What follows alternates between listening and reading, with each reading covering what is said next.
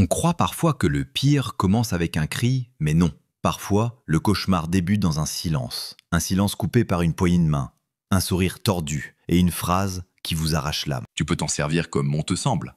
La terre m'appartient déjà. Voilà ce que mon père a osé prononcer, sa main appuyée sur l'épaule de cet homme infect, un sourire de hyène accroché au visage, comme s'il venait de gagner le gros lot. Et moi, plantée là, tremblante, incapable de bouger, figée dans ma propre peau. Je m'appelle Margot Lefebvre, j'ai tout juste 11 ans. Je suis née à Limoges, dans une maison si petite qu'on entendait chaque soupir d'une pièce à l'autre. Ma mère est partie quand j'avais 5 ans. Partie, comme on dit pour ne pas dire morte. Un jour, elle balayait la cour, le suivant, elle n'existait plus. Mon père, Émile Lefebvre, était un homme de pierre, les yeux durs, le cœur rouillé. Il soignait ses bêtes, cultivait un maïs capricieux et râlait sans cesse, comme si la terre elle-même portait la faute de ses échecs. Peut-être qu'à ses yeux, j'étais semblable à cette terre, ingrate, stérile, bonne à être échangée. Quand j'ai eu 13 ans, son regard a changé. Ce n'était plus un père qui me regardait, mais un marchand évaluant sa marchandise. Puis un jour d'août, alors que le soleil me brûlait la nuque et que l'air sentait le purin, il m'a traîné chez Maurice, un veuf lugubre du terrain voisin. Il y avait des rumeurs. Sa femme, disparue. On disait qu'elle avait fui. Moi aussi j'ai voulu fuir, mais mes jambes sont restées de marbre. Quand mon père a scellé le marché d'une poignée ferme, Maurice a souri de travers et a dit « Parfait, laisse-la ». Mon père est reparti, sans se retourner. C'est là que mon nom a cessé d'exister. Quand on cesse de vous appeler par votre nom, ce n'est pas juste votre identité qu'on vous vole, c'est votre humanité. Et quand plus personne ne dit « Margot », il ne reste qu'un pronom, « elle ». La maison de Maurice était grande, mais aussi glaciale qu'un caveau. Dès le premier jour, j'ai compris qu'ici, je n'étais ni une fille, ni une enfant. Je n'étais pas Margot, j'étais elle. Elle va nettoyer, elle doit fermer la porte, qu'elle vienne. Ce pronom balancé à chaque ordre me déshabillait de tout ce que j'étais. Maurice parlait peu, mais ses yeux, eux, parlaient trop. J'essayais de disparaître, de rétrécir dans mon corps, de me dissoudre dans les murs. Mais mon corps, lui, était resté là à sa merci. La nuit tombait tôt. Quand le silence gagnait la maison, que les poules dormaient, que le feu crépitait dans le poêle, je savais.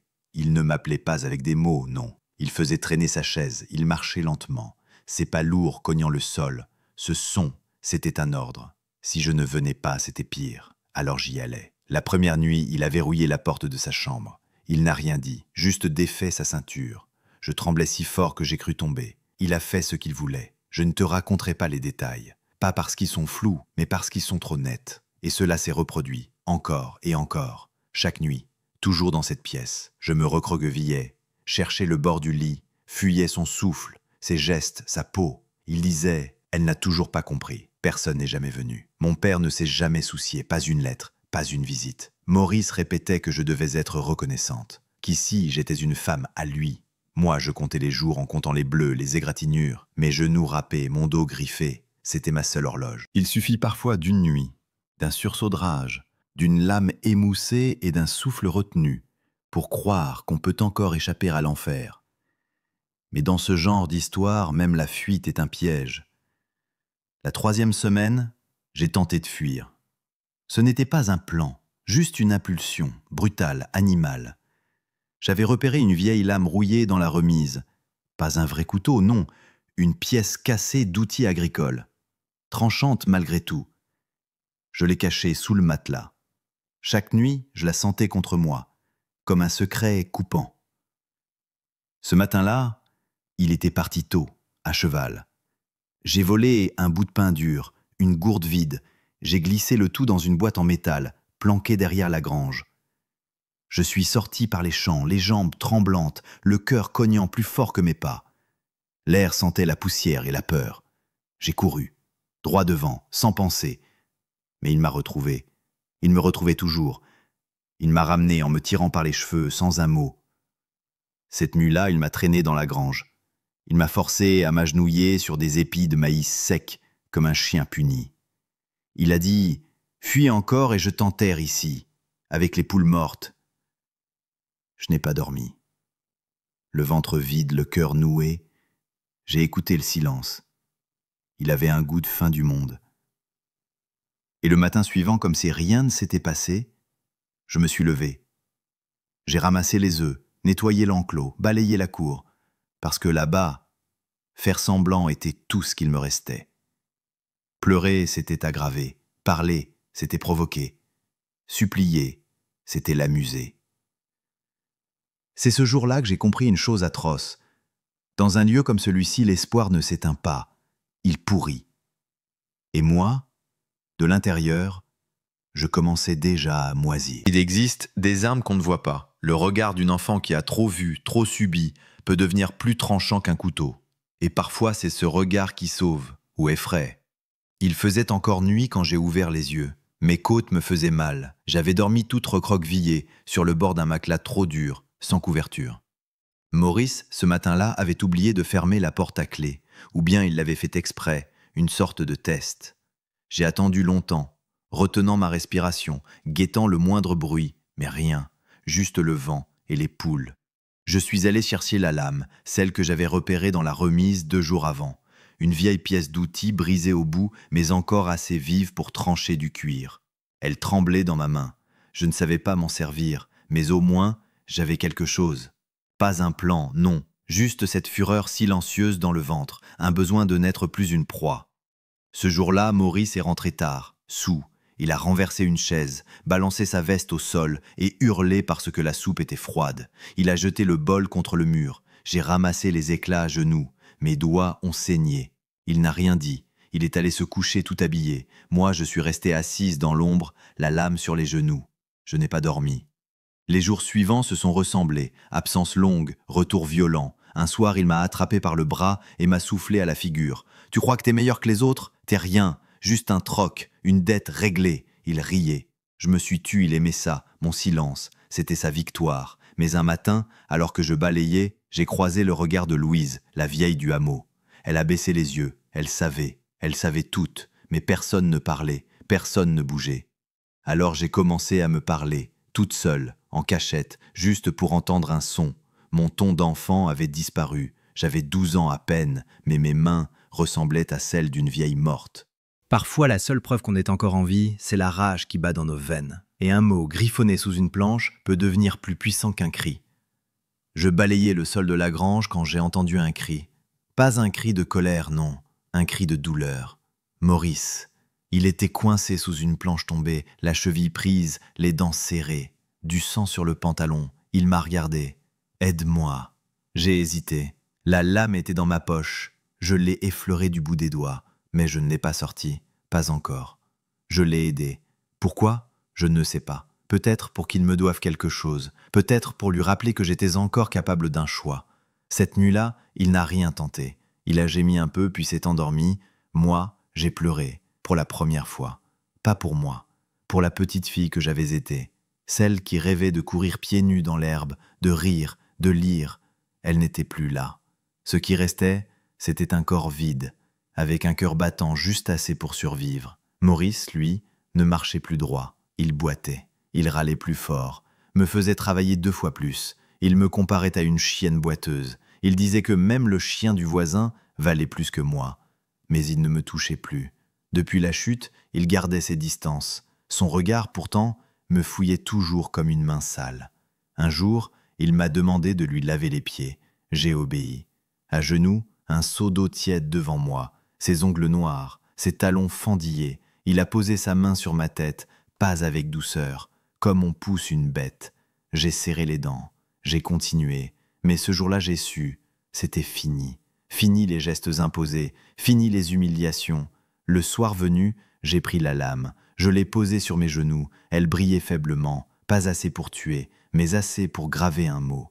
Alors, j'ai soulevé la planche sous mon lit, et j'ai écrit « Vivante ». Le jour où il t'habille pour sortir, c'est pas pour te célébrer, c'est pour te vendre. Et une robe, parfois ce n'est pas un vêtement, c'est une étiquette de prix. La semaine suivante, Maurice est rentré un soir avec un homme. Encore un copain de bistrot. Celui-là plus nerveux, plus jeune.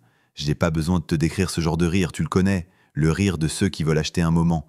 Dans la pièce d'à côté, je me suis recroquevillé. J'ai entendu mon nom, pas elle, pas la fille, mon vrai nom, Margallo, mon père. Il parlait de lui. Maurice disait qu'il avait fait une bonne affaire. que maintenant, la terre lui appartenait, et moi avec. L'autre a répondu « Tu me la prêtes un soir, histoire de voir si elle valait vraiment l'échange. » Maurice n'a pas dit non. Il a ri. Je me suis levé, j'ai couru dans la grange, j'ai vomi. Le pain sec, l'eau tiède, tout est ressorti. J'ai repris la lame, j'ai tout remis dans la boîte, et cette nuit-là, j'ai bloqué la porte avec une chaise, poussé le lit contre. J'ai attendu, les bras crispés, le cœur battant dans mes tempes. Ils ne sont pas montés, pas cette fois. Mais je savais.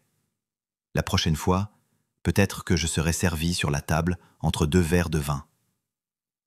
Le lendemain, il m'a frappé. Pas pour ça, pour une soupe trop salée. Il a renversé l'assiette, m'a attrapé par la nuque, m'a cogné la tête contre la table 2 fois. J'ai vu flou, pluie noire. Quand je me suis réveillé, j'étais seul. Il sifflait dans la cuisine, sa bouteille à la main. Je suis monté me coucher, un linge mouillé sur la tempe.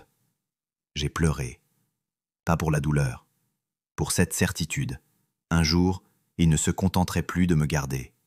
Il me prêterait, me revendrait. Quand ils commencent à rire en public, ce n'est pas parce qu'ils sont heureux, c'est parce qu'ils savent qu'ils t'ont domestiqué. Et au marché, ce ne sont pas les légumes qu'ils exhibent, c'est toi. Un jour, il m'a jeté une robe, froissée, délavée, moins sale que mes haillons habituels. Il m'a dit qu'on allait au marché. J'ai cru à une plaisanterie. Il ne m'avait jamais fait sortir. Il ne voulait pas que les gens me voient. Et soudain, il voulait m'exhiber. J'ai compris en croisant son regard. Ce n'était pas pour acheter du grain, c'était pour montrer sa possession. Il a frotté mes bras avec du savon râpé, coiffé mes cheveux, puis il a dit, sourire au coin des lèvres, « Faut que tu sois présentable ». Sur la place du marché, les gens ne dévisageaient, pas parce qu'ils savaient, mais parce qu'ils devinaient. Une gamine muette à côté d'un vieux bonhomme louche. Il me faisait marcher un pas derrière lui. Quand un homme passait trop près, il posait sa main sur mon épaule, un geste de propriété. Une femme m'a regardé, elle a baissé les yeux. Même elle n'a pas osé. De retour à la maison, il jubilait, il disait qu'on avait fait bonne impression, que certains lui avaient demandé s'il m'avait adopté. Il riait, il trouvait ça drôle. Moi, j'avais la nausée. Le soir, pour me récompenser, il a ouvert une bouteille. Je savais ce que ça voulait dire. Je suis monté sans un bruit, les jambes molles. J'ai bloqué la porte, j'ai pris la lame. J'ai attendu, mais il n'est pas monté. Il s'est endormi dans le fauteuil, bouteille vide sur le ventre.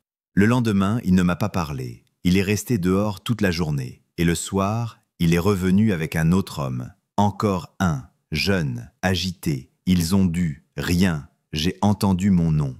Je me suis caché dans le couloir, serré contre le mur, lame en main, mais ils sont partis avant l'aube. Cette fois, je savais que ça ne durerait pas, qu'un jour ils me revendraient pour de bon. Alors j'ai commencé à écrire, pas des phrases, des mots, peur, honte, fuir, tuir. Je ne savais pas écrire, mais ces mots-là, je les connaissais. Il y a des maisons où même les murs ont honte, des endroits où chaque sourire cache une vente, chaque regard pèse ta valeur. Et quand on t'habille pour plaire, ce n'est pas pour te rendre belle, c'est pour te rendre vendable. Un soir, il est rentré avec une robe verte, neuve, trop serrée, trop courte. Il l'a posée sur mes genoux comme un cadeau. Il a dit « c'est pour toi ». Il a ri, un rire creux. On va devoir la raccourcir encore. Là, j'ai compris. Il préparait quelque chose, pas pour lui, pour un autre. Le soir, il m'a ordonné de l'essayer. J'ai refusé. Il a haussé les épaules. Ce n'est pas pour tout de suite, mais ça viendra. Dans ses yeux, il y avait cet éclat de marchand. Il astiquait sa marchandise. Je n'ai pas dormi. Le ver me hantait. Même les yeux fermés, je le voyais. Une robe pour attirer, pour faire bonne impression. Pas pour me vêtir, mais pour me montrer, pour me vendre. Les jours suivants, d'autres hommes sont venus, des inconnus, des clients potentiels. Je les entendais rire, parler d'argent, parler de moi. J'étais dans l'écurie ou caché derrière la grange. Chaque voix masculine devenait un avertissement. Un jour, j'ai entendu cette phrase. « Elle est vierge, moins ?» Un silence. Puis Maurice a répondu. « Ça dépend de ce que tu veux dire. » Et ils ont éclaté de rire. Je n'ai pas pleuré. Cette nuit-là, j'ai pris la lame. Et sous la planche de mon lit, j'ai gravé un mot. Vivante. Parce que tant que je respirais, il ne m'avait pas totalement vaincu. Parce que si je devais mourir ici, ce mot serait la trace qu'une fille était passée par là et qu'elle n'avait pas cédé. Mais je savais aussi que le moment approchait. qu'il allait bientôt me troquer, me livrer. Et cette fois, je ne savais pas si je pourrais en revenir. Alors j'ai commencé à penser autrement, moins avec espoir, plus avec stratégie. J'ai cessé de rêver, j'ai commencé à prévoir. Le feu, le poison, la fuite, tout devenait possible. Je n'étais plus une enfant, j'étais une bête acculée. Il y a une différence entre fuir et choisir. Et quand une femme décide de partir, ce n'est pas une faiblesse, c'est une déclaration de guerre au destin qu'on lui a imposé. Il avait changé, il ne criait plus, ne me frappait plus, il m'observait, comme un marchand avant une livraison. Il me faisait nettoyer chaque pièce, il inspectait mes gestes, mes silences. Il prenait des mesures, comme on évalue un bien avant de le céder. Et moi, j'étais figé. Chaque bruit, chaque soupir devenait un signal. Il préparait quelque chose, je le sentais dans mes os. Un matin, une carriole est arrivée. Pas une vieille charrette, non, une vraie,